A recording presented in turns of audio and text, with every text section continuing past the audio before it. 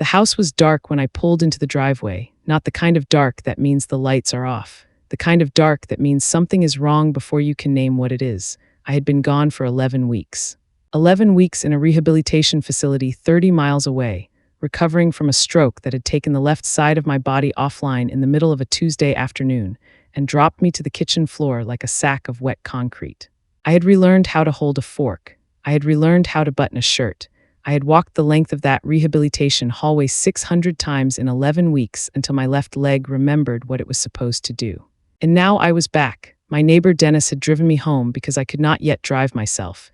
And as he pulled up to the curb, I looked at the house I had owned for 31 years, and something cold moved through me that had nothing to do with the November air coming through the car window. There was a lockbox on the front door. A realtor's lockbox, the kind with a keypad on the front, hanging from the door handle I had touched every single day for 3 decades. Dennis said, "Eleanor, what is that?" I said, "That is the beginning of a very serious problem for someone." I got out of the car. I walked up the front path on legs that were still learning to trust themselves.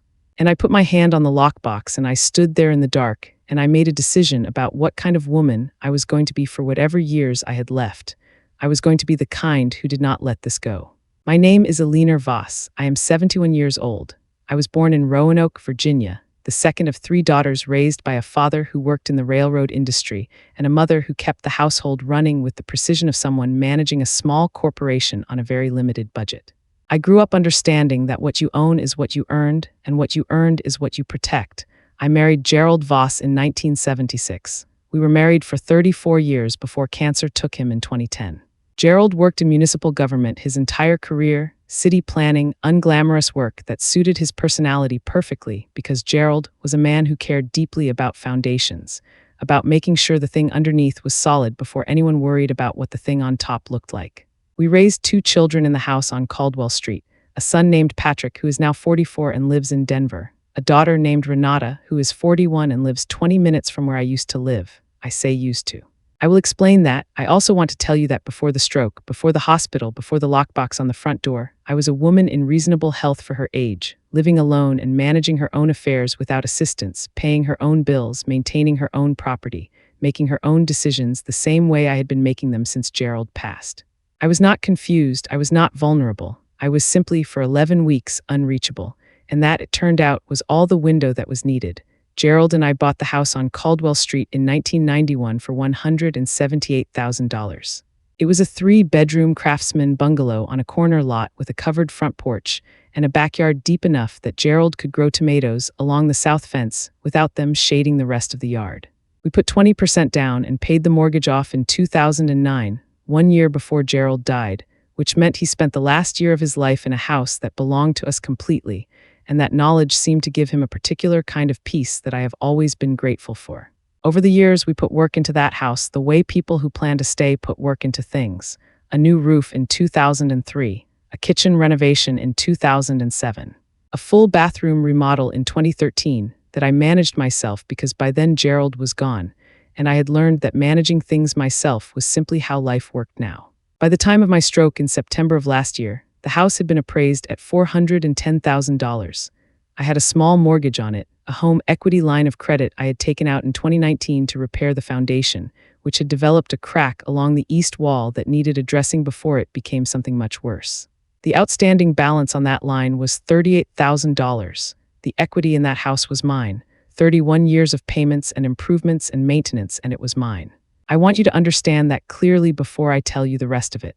My daughter Renata was always the more difficult of my 2 children, not in a malicious way, at least not in the early years, but in the way that certain personalities create friction simply by existing at full volume. She was dramatic as a child, theatrical as a teenager, and had grown into an adult who experienced every inconvenience as a personal injustice and every request as an imposition. Her husband Marcus worked in sales and traveled frequently, which meant Renata spent a lot of time alone with their 2 children in a house that cost more than they could comfortably afford, a situation that generated a low, continuous hum of financial anxiety that colored everything she said and did. I had helped her over the years the way mothers help, a few $1,000s here when they were behind on a car payment, help with the children during school breaks when Marcus was traveling and Renata needed another adult in the house. Small, consistent help that I gave without calculation because she was my daughter and that is what you do. Patrick, my son in Denver, was the quieter one. He called every Sunday without fail. He had never asked me for money in his adult life. He sent birthday cards with handwritten notes inside. When I had the stroke and was taken by ambulance to the hospital, Patrick booked a flight and arrived within 18 hours. Renata arrived the following afternoon and spent the first hour crying in a way that exhausted everyone in the room, including me, from my hospital bed where I was still learning which parts of my face were responding to the signals I was sending them. The stroke affected the left side of my body, my left arm significantly and my left leg moderately. My speech was unaffected, which the neurologist said was fortunate and which I agreed with because I had a great deal I was going to need to say before this was over. The first 2 weeks I was in the acute care unit.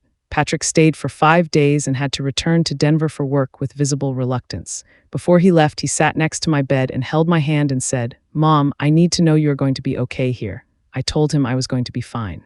I told him Renata was nearby and would check in.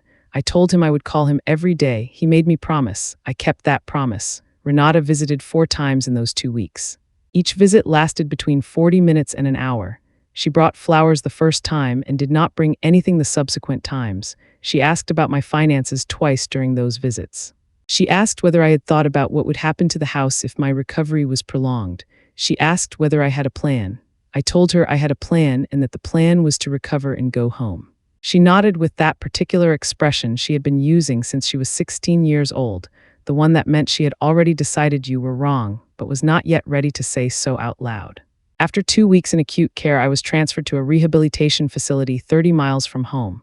This is where I spent the next 9 weeks. The facility was clean and the staff were competent, and the physical therapist assigned to me was a woman named Brenda who was direct and unsentimental and pushed me harder than I thought I could be pushed, which is exactly what I needed. I worked every day. I focused on my left arm and my left leg, and on being the most cooperative and present and functional patient in that facility, because I understood that my ability to go home depended on my ability to demonstrate that I was capable of living at home. I called Patrick every day as promised.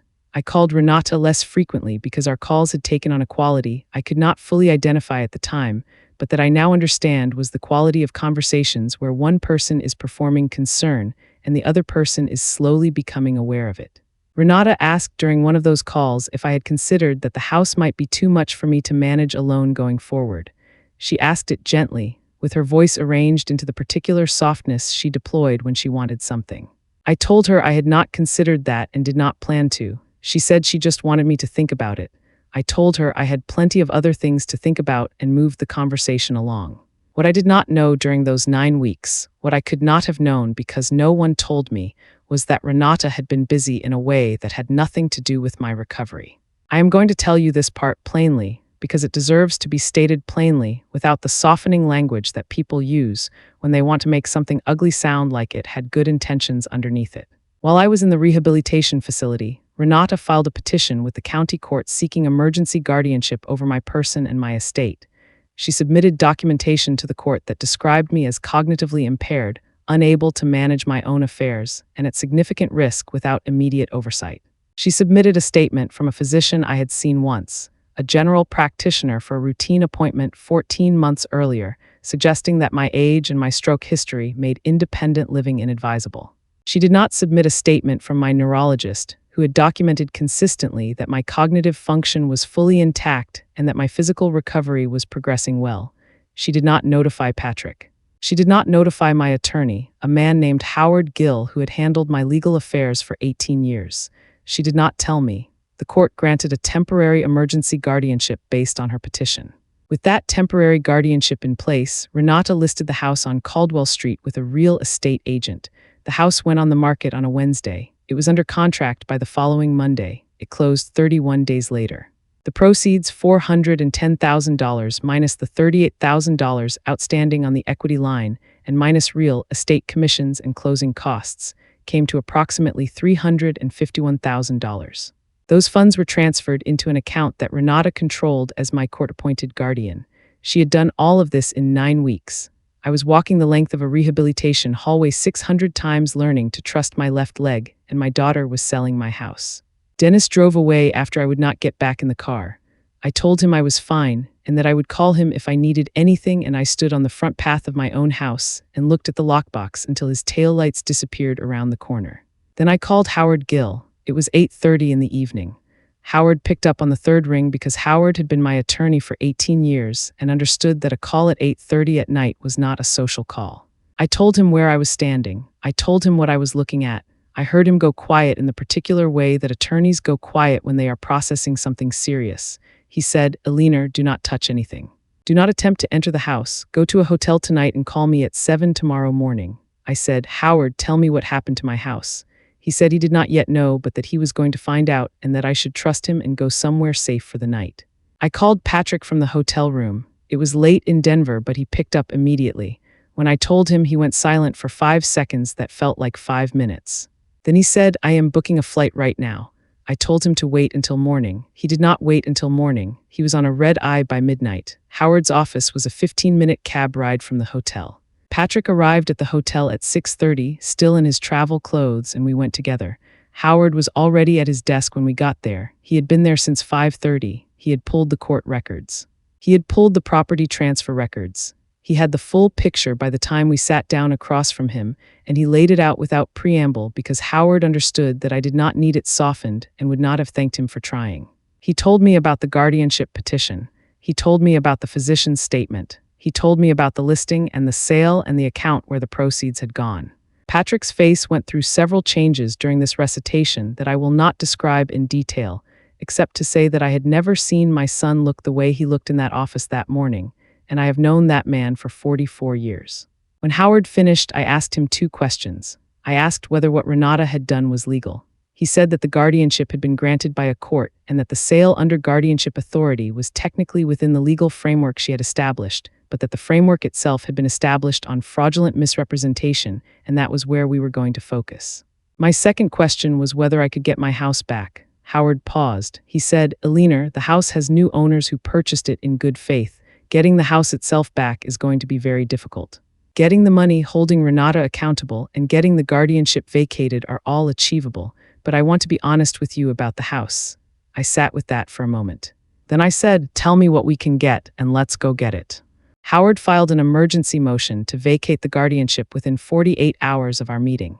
He submitted my complete medical records from the rehabilitation facility, 12 weeks of documented cognitive assessments showing no impairment whatsoever. He submitted a sworn statement from Brenda, my physical therapist, attesting to my mental acuity, my independence, my ability to communicate clearly and manage complex information throughout my treatment. He submitted a statement from my neurologist directly contradicting the general practitioner's letter Renata had used in her petition.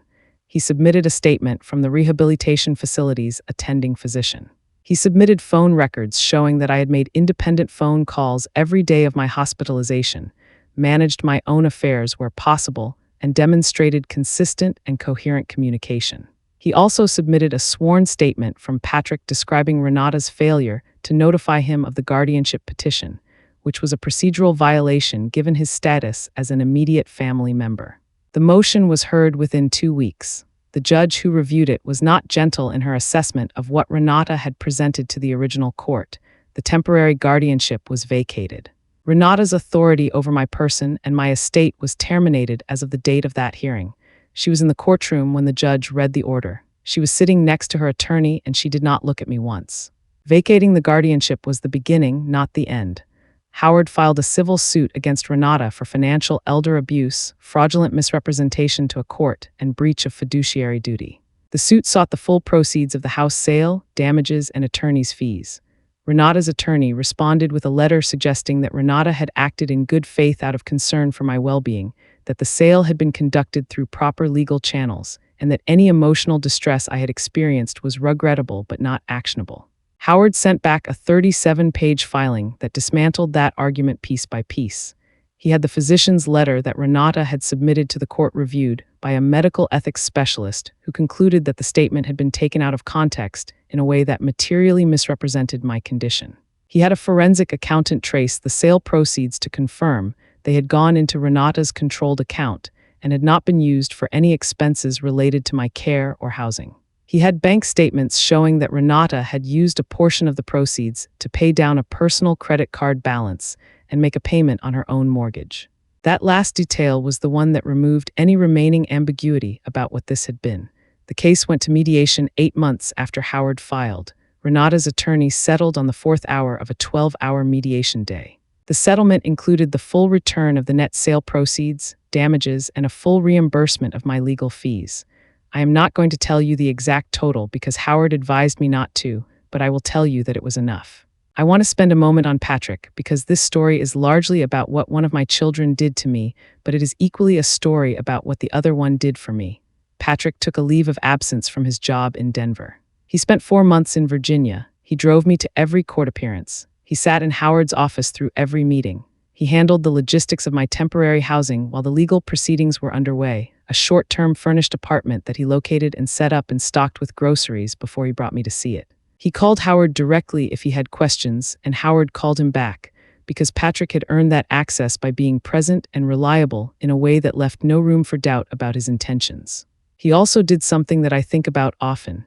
He sat with me one evening in that temporary apartment. We were eating takeout from a Thai place down the street, and he said, "Mom, I need to apologize to you." I asked him what for. He said for not being closer, for being in Denver, for trusting that things were okay because you always said they were okay and I should have looked harder. I told him that was not his fault and that I had said things were okay because I believed they were okay. He said, "I know, I'm still sorry." We sat with that for a while. The Thai food got cold. Neither of us mentioned it. The settlement funds allowed me to purchase a new home. Not Caldwell Street, that chapter is finished, but a smaller house in a neighborhood 20 minutes from where I used to live, close enough that the geography is familiar and far enough that I do not have to drive past my old street and feel whatever I would feel driving past it. The new house is a 2-bedroom ranch on a single level, which is practical for someone my age who has had a stroke and who is honest with herself about the fact that stairs are a negotiable convenience, not a necessity. The backyard has a fence along the south side that gets good afternoon sun. I planted tomatoes last spring in raised beds that I built myself with lumber from a local hardware store and instructions I found online. Gerald would have appreciated that. I am certain of it. Howard made sure the title on the new house was structured with a level of legal protection that would require an act of considerable and documented malice to circumvent. There are no loose ends. There are no ambiguities. There is no one whose name is on anything that should not be there. I have not spoken to Renata since the mediation. She sent a letter through her attorney 6 months after the settlement asking if I would be open to a conversation. The letter used the word reconciliation twice and the word closure once. I read it carefully. I read it a second time. I put it in a file folder in my filing cabinet, the kind with the hanging tabs the way Gerald used to organize things, and I have not responded. I do not know if I will. I am aware that she is still my daughter in the biological sense of that word, and I am aware that the grandchildren she has are children who share my blood and who had no part in what she did and who deserve to know their grandmother. I am holding all of that at once without forcing it toward any conclusion it is not yet ready to reach. What I will not do is pretend that what happened was a misunderstanding or a moment of poor judgment. What Renata did was deliberate and it was documented, and it was conducted over a period of weeks with the assistance of an attorney and a real estate agent and a court system she misled. There is a meaningful difference between a mistake and a plan. What she had was a plan. I want to say something about the stroke because it would be incomplete to tell this story without it. Losing the function of half your body, even temporarily, even partially, is an education in a very specific kind of humility. You learn what you took for granted. You learn how much of your independence is built on physical capability you never consciously appreciated. You learn that the body can fail without warning, and that the failure does not announce itself in advance and does not ask your permission and does not care about your plans. What the stroke did not do, what I want to be absolutely clear about, is impair my mind. My mind was fully present through all of it. I was aware in the hospital. I was aware in the rehabilitation facility. I was thinking clearly and making judgments and tracking details the entire time I was relearning to walk. The people who knew me, the medical staff who assessed me, the therapists who worked with me every day, all of them knew this. The only person who represented otherwise to a court of law was my daughter, and that representation was not a mistake or an overestimation of my condition. It was a lie told for financial gain. I want those words on the record. It was a lie told for financial gain. I am 71 years old. I had a stroke. And I am standing here with a new house and a settled lawsuit and a life that is entirely my own, which is exactly what I had before any of this started. If I could sit across from a woman who was in the position I was in before any of this happened, before the stroke, before the hospital, before she discovered what waiting and vulnerability could cost her, I would tell her several things, and I would tell them to her plainly without the softening that women of my generation were raised to apply to hard truths. First, I would tell her to have an attorney who knows her situation, not just her name. Howard knew my affairs because I had kept him informed over 18 years. He knew my assets and my family and my wishes because I had made sure he knew. That relationship was the thing that allowed him to act quickly when I needed him to. If I had been a stranger walking into his office with a problem he had never heard of before, the timeline would have looked very different. Second, I would tell her to have a trusted person outside her immediate family who holds copies of her important documents and who has the legal standing to act on her behalf if needed. A healthcare directive and a durable power of attorney naming someone you truly trust is not a document you prepare when something goes wrong. It is a document you prepare specifically so that the wrong thing cannot happen in the first place. Third, I would tell her to pay attention to the questions people ask her about her finances and her property. Not all questions are curiosity. Some questions are reconnaissance. When someone asks you the same question about your house in 3 different conversations over 6 months, they are not making small talk. They are mapping what they want and calculating how to get it. Write it down, date it. Put it somewhere safe. That notebook is your first line of protection. Fourth, I would tell her that recovering from a health crisis while simultaneously discovering that someone you loved has betrayed you in a fundamental way is one of the hardest things a person can be asked to carry. I will not minimize that. There were nights in that temporary apartment when the weight of both things together was almost more than I knew how to hold, but I held it because the alternative was letting her win. And I had not spent 71 years building a life to hand it over to someone who thought my hospital stay was an opportunity. I drove past Caldwell Street once, about 4 months after the settlement. I did not plan to. I was running an errand in that part of town, and the route took me past the corner, and I did not turn away. The house looked the same from the outside. The new owners had put a wreath on the front door, and there were 2 small pumpkins on the porch steps. The lockbox was gone. The house was a home again for someone. I sat at the corner stop sign for a moment longer than was strictly necessary, and I thought about the 31 years Gerald and I had put into those walls and that yard and that porch. I thought about the children we had raised there, and the dinners we had cooked there, and the morning Gerald died, and how the house had held all of that the way houses hold things. I thought about the tomatoes along the south fence and the kitchen renovation, and the foundation crack we had fixed before it became something worse. Then the car behind me tapped its horn gently because the light had changed, and I drove forward and I did not look back. I have a south-facing fence in my new backyard. I have tomatoes growing in beds I built with my own hands. I have a house with my name on it and a clear title and a life that belongs entirely to me. Gerald would have said that is exactly right. I believe he would have been correct. My name is Eleanor Voss. I am 71 years old. I had a stroke that took me offline for 11 weeks, and when I came back, I found a lockbox on my front door and discovered that my daughter had sold my house while I was learning to walk again. I did not collapse. I did not accept it. I called my attorney from the front path of a house that was no longer mine, and I started moving in the only direction that made sense to me, which was forward and toward accountability, and through every legal and documented and legitimate means available until everything that could be recovered had been recovered, and everything that could be made right had been made right. They thought the hospital had made me vulnerable. They did not understand that I had spent 71 years becoming the kind of woman who is hardest to beat precisely when things are worst. I came back from that rehabilitation facility ready to walk through whatever came next. I just did not know what was waiting at the end of the driveway. Once I found out, I handled it the way I have handled everything else in my life. One step at a time, left foot first. If this story reached something in you, leave a comment. Tell me where you are watching from. Tell me your story if you have one. There are more of us out here than any of us realized, and every single voice in this community matters.